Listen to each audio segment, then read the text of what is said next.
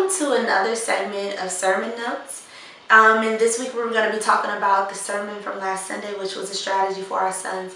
Pastor Cage, if you could just elaborate a little bit on the sermon. Well, that sermon is one of many that we will be preaching the next month or so, from protest to progress. And I believe it all starts with parental influence, parental guidance. And so we went to the book of Proverbs, where we see the father of Solomon, who was King David, and his mother was Bathsheba.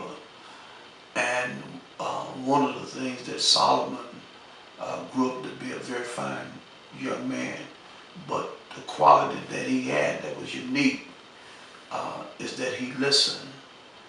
And what we wanted to emphasize, that if you're going to have a strategy, you need parents who are involved, and you need children who will listen.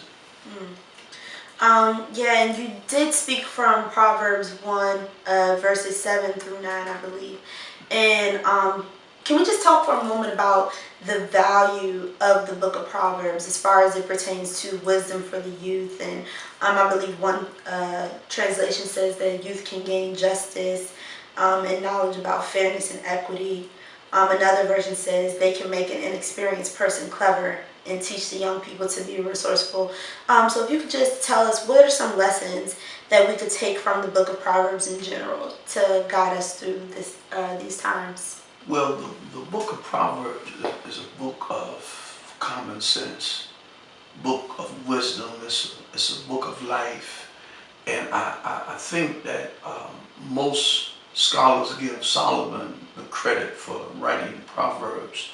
But what some of the strategies that I've learned first and foremost is to trust in God.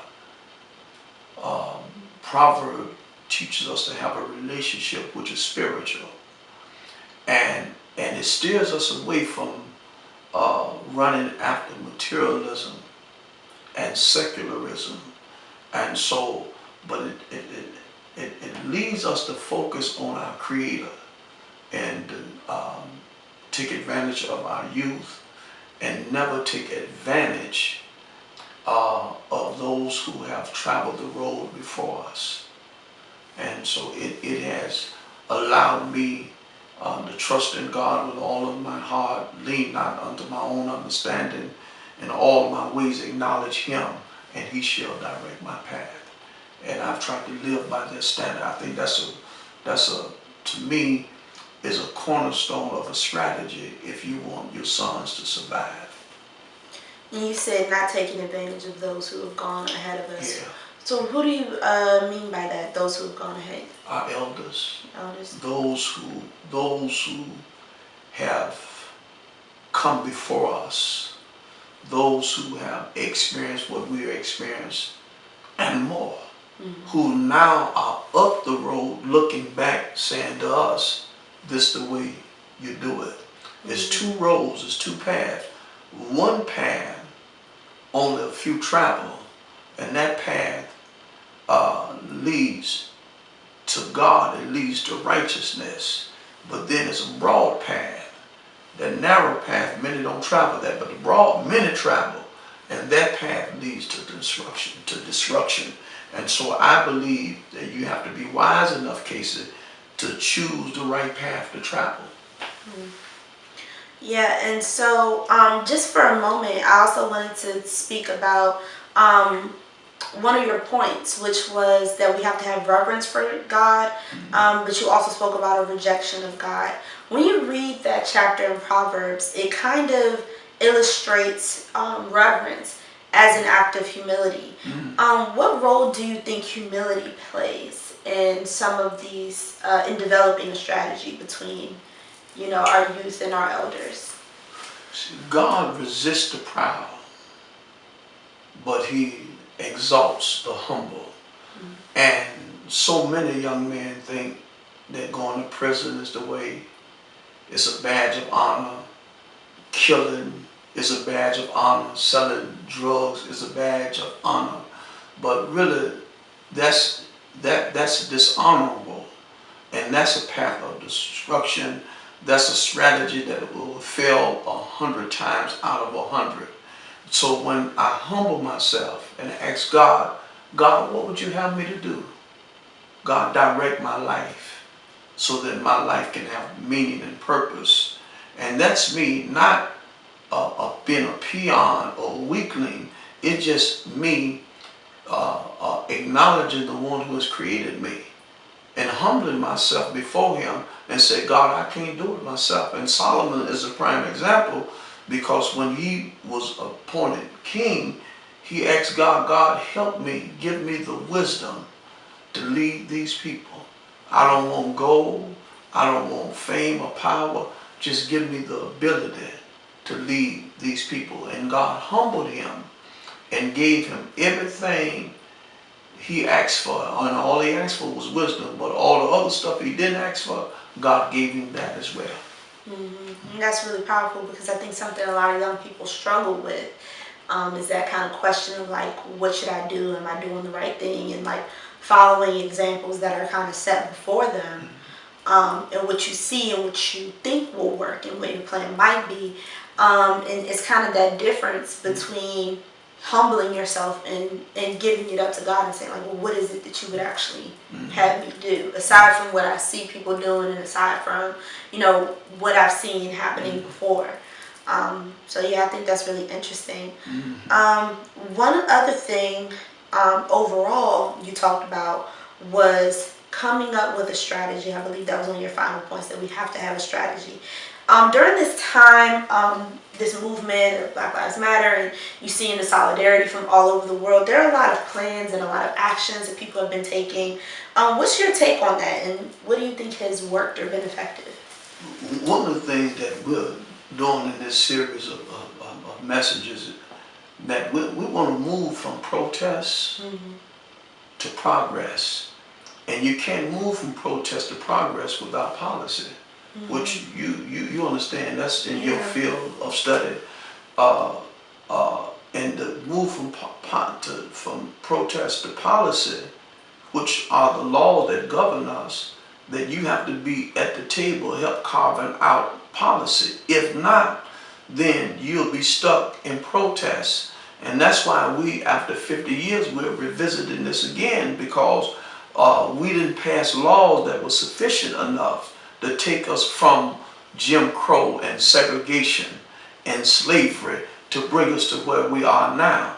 And we should even have to revisit this, but we're revisiting because Santana, the historian, said that a people who do not remember their history are destined to repeat their history. So here we are again, and so how can we get policy without participation? So you can't, we march, but we're not at the table help carving out legislation and bills that will change. Because how can you have the person absent who is responsible for the protest? And so I just believe if we're going to have progress, you have to have policy and participation, and everybody needs to be at the table.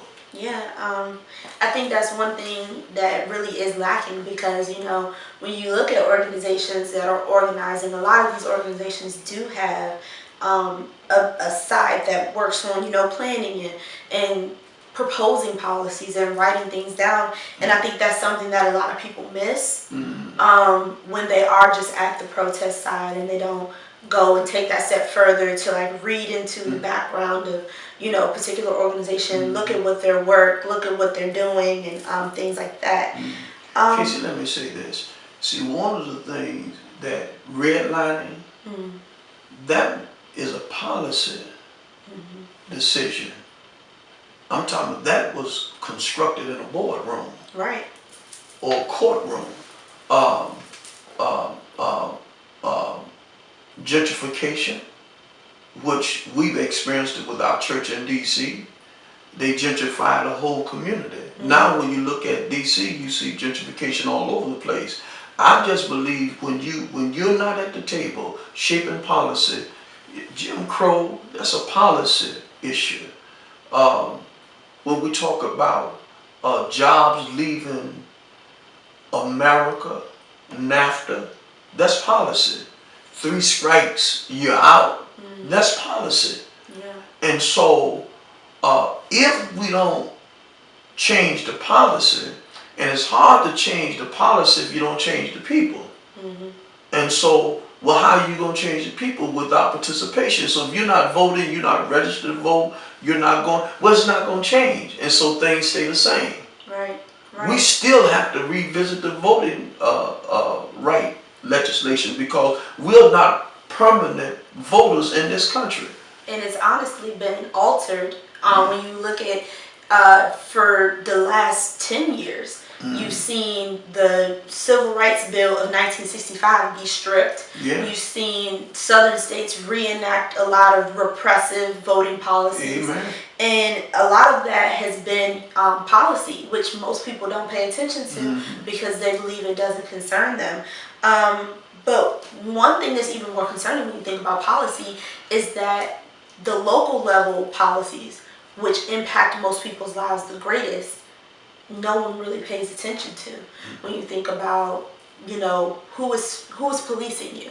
Yes. That's a local decision. Yes. Who is being hired? Who is appointing your sheriff? Yes. That's a local decision. Amen. When you think about how much money your school is going to get, Amen. Local decisions. And these are the things where, our local political institutions, our schools, which are a very political institution, our public schools, when you think about our, unions that a lot of people are a part of, but people don't really pay attention to. Right. And these are political bodies that are, acting every day. So I think it is that participation.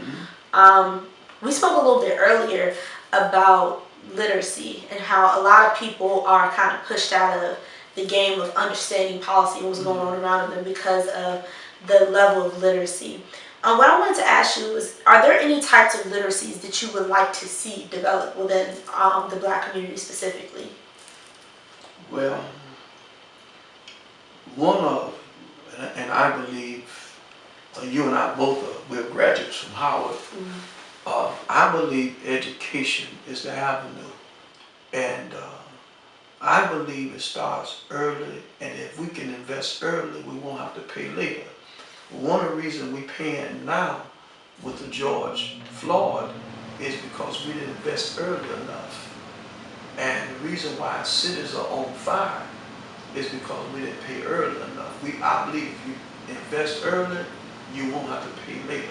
If you can invest for a spaceship to go up in orbit and spend billions of dollars, you tell me that you can't spend that money better in our schools, public school system, paying our teachers like they ought to be paid. And so we'll send $1 billion a year to Israel. We'll send 500 million to Ukraine. But here we are, we won't even invest in our own communities. And it's a shame. And I want to say this, and our second location, we've been on Sheriff Road in the Capitol Heights, Fairmont Heights community. They made a change of Chapel Oaks and made it part of Hyattsville. And the way I found out, I went to a funeral.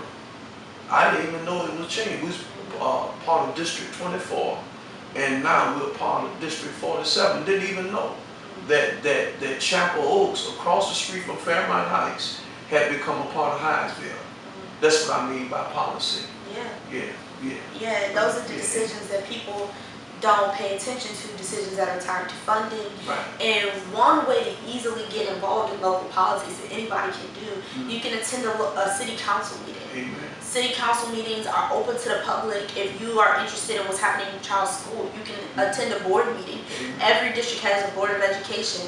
These are the things that as citizens, it's more than just voting on election day. Amen. Because when you go in these meetings, it's empty. Amen. And this is where the policy decisions are being made and nobody is there. That's right. You had PG County, public schools, we're 14th largest school district in the country. But when decisions are being made, you're looking at a room that's empty. Amen. And nobody's there. Amen. And nobody's there to speak. Parents aren't there to speak. Teachers aren't there. Well, I mean, some teachers might be there, but for the most part, Amen. Amen. no one is paying attention to what's going on and what's happening. And so there does have to be that larger thing. One other plan I wanted to make sure we talked about was this call to defund police and decarcerate jails. I don't know if you're familiar with the prison abolition movement and the idea that prison shouldn't exist. Angela Davis has done a lot of scholarship around that. But I wanted to know if you think that that is a good idea, something that we could feasibly have in our city or in DC and Maryland. I don't think it's practical to get rid of the police departments. I think the police departments need to be reformed. I think the philosophy of policing need to change, but just to get rid of them entirely, because if the origin of it was to serve and protect and not to kill and create chaos, somehow the vision have become a division. And so, because you're going to have the element of crime, I don't think you'll live in a crimeless society. I think you can do better. I don't think they need guns, certainly against tanks and planes and bombs. I don't agree with that totally. Now, I wish and pray that we didn't have to have police at all. But because of the sin nature, people are going to do some stuff. Because if you think about it, even before the police, with George Floyd and Eric Garner and so many others, in our own community, I think just this weekend in Chicago, I think 18 people were shot. Maybe 10 murdered or something like that. Even when President Obama was president, look, Chicago murder rate was over 600 or 700, I believe, somewhere around there. So I don't think that that's the total solution. And then prison ought not be prison for punishment. Prison ought to be a place for reform and return.